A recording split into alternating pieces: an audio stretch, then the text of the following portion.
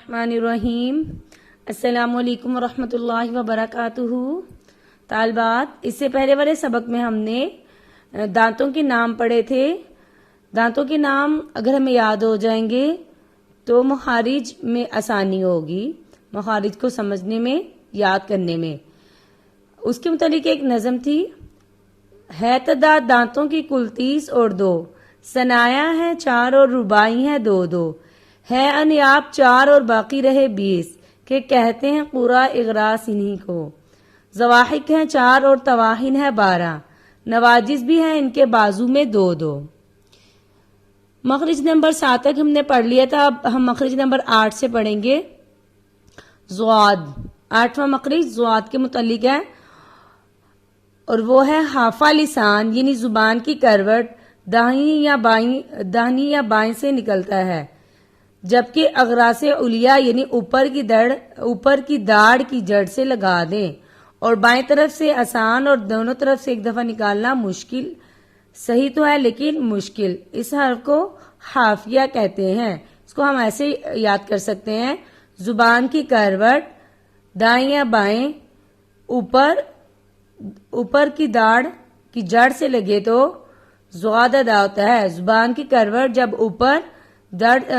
اوپر داڑھ کی جڑ سے لگے تو زواد ادا ہوتا ہے۔ بائیں طرف سے آسان، دائیں طرف سے مشکل، دونوں طرف سے ایک دفعہ نکالنا انتہائی مشکل۔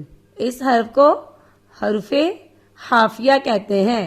اس حرف میں اکثر لوگ بہت غلطی کرتے ہیں، اس لیے کہ کسی مشاق قاری سے اس کی مشق کرنا ضروری ہے۔ اس حرف کو دال پور یا باریک یا دال کے مشابہ جیسا کہ آج کل اکثر لوگ پڑھنے کی عادت بناتے ہیں، ایسا ہرگز نہیں پڑھنا چاہیے۔ جیسے ولدوالین، زواد کو دال پڑھتے ہیں، یہ بالکل ٹھیک نہیں۔ ولدوالین کر کے یا ولدوالین کر کے دال کی صورت میں پڑھیں گے تو ایسا پڑھنا ٹھیک نہیں۔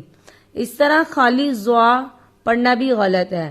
البتہ اگر زوات کو اس کے صحیح مخرج سے صحیح طرح پوری نرمی کے ساتھ آواز کو جاری رکھ کر تمام صفات کا لحاظ کر کے ادا کیا جائے تو اس کی آواز سننے میں زوا کے ساتھ ملتی جلتی ہے، دال کے مشابہ بالکل نہیں ہوتی۔ علم تجوید اور قرات کی کتابوں میں اسی طرح لکھا ہے۔ زوا کے مشابہ ہو سکتا ہے، دال کے مشابہ نہیں ہے، اور دال کر کے پڑھنا بالکل بھی ٹھیک نہیں ہے۔ مخرج نمبر 9 لام کا ہے۔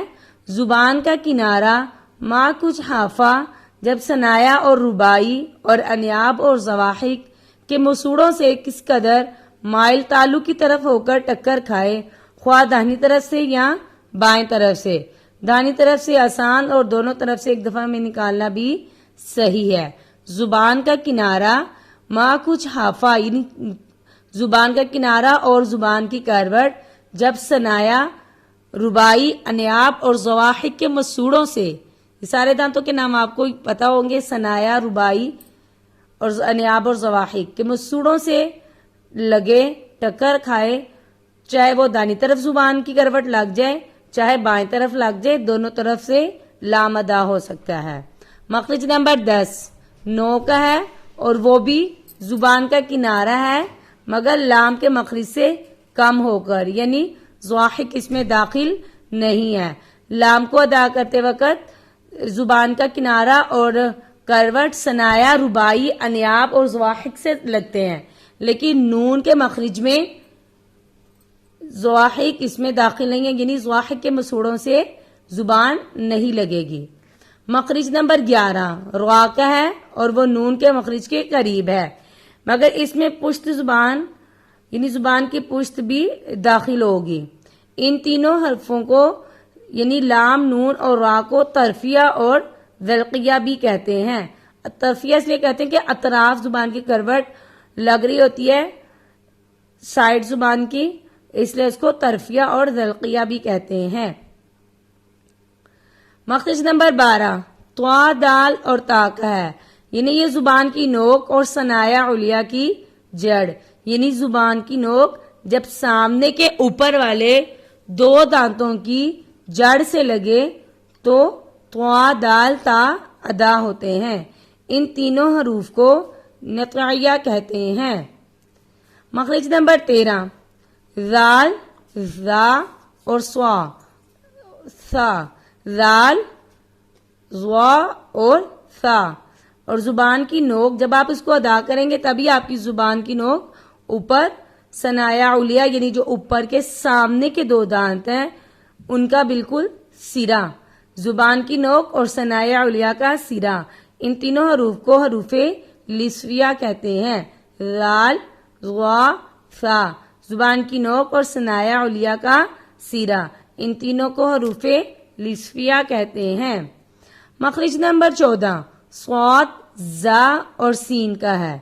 صاد، زا اور سین یہ زبان کا سرا اور ثنایا سفلا کا کنارہ ماں کچھ اتصال ثنایا علیہ کے ہے، یعنی زبان کا سرا ثنایا سفلا کے کنارے اور ثنایا علیہ کے ساتھ، یعنی ثنایا سفلا اور علیہ دونوں کے ساتھ زبان کا سرا لگے تو یہ حروف ادا ہوتے ہیں، ان کو حروف صفیر کہتے ہیں. صاد، سین، زا ان کو سیٹی والے حروف کہا جاتا ہے. مخرج نمبر 15 فا کا ہے اور نیچے کے ہونٹ کا شکم اور ثنایا علیہ کا کنارہ، نیچے کے ہونٹ کا شکم اور ثنایا علیہ کا کنارہ، یعنی ثنایا علیہ کا کنارہ جب نیچے والے ہونٹ کے اندر والے حصے میں لگے گا تو فا ادا ہوگا. مخرج نمبر 16 دونوں ہونٹ ہیں اور ان سے یہ حروف ادا ہوتے ہیں با، میم اور واو، با، میم اور واو، جبکہ مدہ نہ ہو، یعنی حروف مدہ نہ ہو، متحرک ہو اور واو لین ہو، مدہ نہ ہو. مگر ان تینوں میں اتنا فرق ہے، با ہونٹوں کی تری سے نکلتی ہے، با ہونٹوں کی تری سے، یعنی جہاں جو حصہ ہمارے ہونٹوں کا تر رہتا ہے اس کو بحری، اس لیے اس کو بحری کہتے ہیں. اور میم ہونٹوں کی خشکی سے نکلتی ہے اس لیے اس کو بری کہتے ہیں. اور واو دونوں ہونٹوں کے نہ تمام ملنے سے، یعنی واو کو ادا کرتے وقت ہونٹ مکمل طور پر بند نہیں ہوتے، ملتے نہیں ہیں. فا کو اور ان تینوں حروف کو شفیہ کہتے ہیں. واو، فا اور میم ان تینوں حروف کو حروف شفیہ کہتے ہیں. لمحہ نمبر 5 پانچواں لمحہ صفات حروف، جن کیفیتوں سے حروف ادا ہوتے ہیں ان کیفیتوں کو صفات کہتے ہیں. یعنی حروف کو ادا کرتے وقت جو کیفیت ہوتی ہے وہ پور یا باریک ہوتا ہے اس کو کیا کہتے ہیں؟ صفات کہتے ہیں. اور وہ 2 طرح کی ہیں، یعنی صفات جن کیفیتوں سے، صفات کی تعریف کیا، جن کیفیتوں سے حروف ادا ہوں ان کو صفات کہتے ہیں. اور صفات کی 2 قسمیں ہیں. ایک وہ کہ اگر وہ صفت ادا نہ ہو تو وہ حرف نہ رہے گا، ایسی صفت کو ذاتیہ، لازمہ، ممیزہ اور مقومہ کہتے ہیں. صفات کی کتنی قسمیں؟ 2. نمبر 1 وہ صفات اگر وہ ادا نہ کی جائیں تو حرف ہی باقی نہیں رہے گا، ایسی صفت کو ذاتیہ، لازمہ، ممیزہ اور مقومہ کہتے ہیں.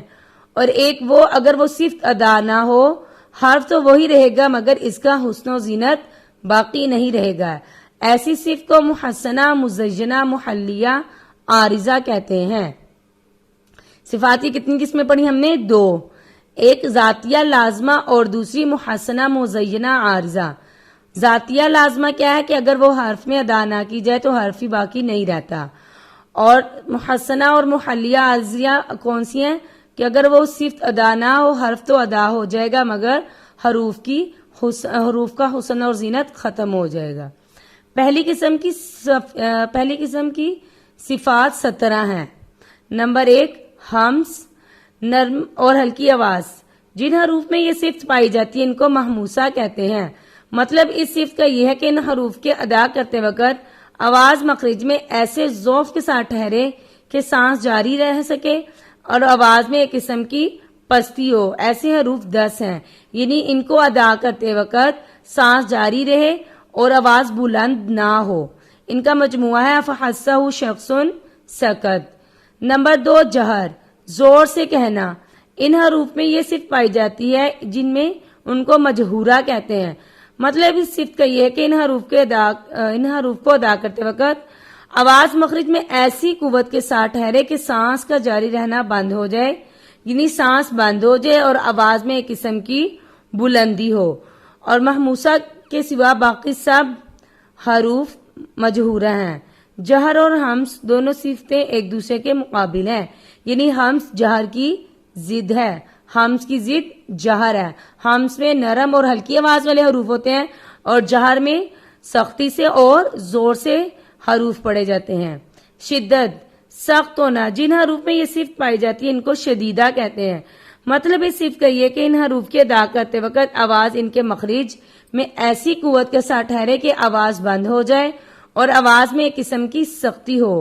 اور ایسے حرف 8 ہیں جن کا مجموعہ اجید قطن بقت یا اجید کا قطبتا. رخوت، نرم ہونا. یعنی جن حروف میں یہ صفت پائی جاتی ہے ان کو رخوہ کہتے ہیں. مطلب اس صفت کا یہ ہے کہ ان حروف کے ادا کرتے وقت آواز ان کے مخرج میں ایسے ذوف کے ساتھ ٹھہرے کہ آواز جاری رہے اور آواز میں ایک قسم کی نرمی ہو. شدیدہ اور متوسطہ کے سوا باقی سب حروف رخوہ ہیں اور متوسطہ کا بیان ابھی آتا ہے، یعنی ابھی اگلی توسط کا ہے. ہمس اور جہر کی طرح شدت اور رخوت بھی ایک دوسرے کے مقابل ہیں. ان دونوں صفتوں کے درمیان ایک اور صفت ہے جس کو توسط کہتے ہیں. رخوت اور شدت ایک دوسرے کی ضد ہے. شدت میں سختی سے حروف کو ادا کیا جاتا ہے اور رخوت میں حروف کو نرمی سے ادا کیا جاتا ہے. توسط درمیان میں ہونا، یعنی جن حروف میں یہ صفت پائی جاتی ہے ان کو متوسطہ اور بجنیہ کہتے ہیں. مطلب اس صفت کا یہ کہ آواز اس میں نہ تو پوری طرح بند ہو اور نہ پوری طرح جاری ہو. ایسے حروف 5 ہیں جن کا مجموعہ یہ ہے لن عمر. اور اس توسط کو الگ صفت نہیں گنا جاتا کیونکہ اس میں کچھ شدت کچھ رخوت.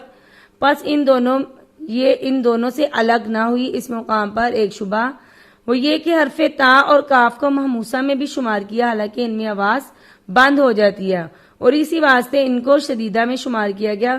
اس کا جواب یہ ہے کہ ان دونوں حرف میں ہمس ضعیف اور شدت قوی ہے. سو شدت کے قوی ہونے سے تو آواز بند ہو جائے گی، لیکن کسی قدر ہمس ہونے سے بعد بند ہونے کے لیے کچھ تھوڑا سا سانس بھی جاری ہوتا ہے. مگر اس سانس کے جاری ہونے میں یہ احتیاط رکھنی چاہیے آواز جاری نہ ہو، کیونکہ اگر آواز جاری رہے گی تو کاف اور تا میں شدیدہ نہ رہیں گے بلکہ رخوا ہو جائیں گے اور دوسرے اس میں ہا کی آواز پیدا ہو کر غلط ہو جائے گا. یعنی ان کو بہت احتیاط سے ادا کرنا چاہیے کہ نہ ہی آواز جاری نہ رہے، آواز بند ہو جائے. اگر آواز کو جاری رکھا جائے گا تو یہ نرمی والے حروف ہو جائیں گے جبکہ کاف اور تا سختی سے ادا ہوتے ہیں. استعلا، بلند ہونا. جن حروف میں یہ صفت پائی جاتی ہے ان کو مستعلیہ کہتے ہیں. مطلب اس صفت کا یہ ہے کہ ان حروف کے ادا کرتے وقت ہمیشہ جڑ زبان کی اوپر کے تالو کی طرف اٹھ جاتی ہے جس کی وجہ سے یہ حروف موٹے ہو جاتے ہیں. اور ایسے حروف 7 ہیں جن کا مجموعہ یہ ہے خسقہ، غطن، قز. خسقہ، غطن، قز. جب آپ ان کو ادا کریں گے تو آپ کی زبان اوپر ہمیشہ جڑ جو ان سے زبان کی اوپر تالو کے ساتھ لگ جائے گی. ان کو ادا کرتے وقت زبان اوپر تالو کی طرف اٹھ جائے گی. استعلا کی ضد استفال ہے. استفال کا مطلب نیچے رہنا. جن حروف میں یہ صفت پائی جاتی ہے ان کو مستفیلہ کہتے ہیں. مطلب اس صفت کا یہ کہ ان حروف کے ادا کرتے وقت زبان کی جڑ اوپر تالو کی طرف نہیں اٹھتی جس کی وجہ سے یہ حروف باریک رہتے ہیں. مستعلیہ کے علاوہ باقی سب حروف مستفلہ ہیں اور یہ دونوں صفتیں استعلا استفال بھی ایک دوسرے کے مقابل ہے.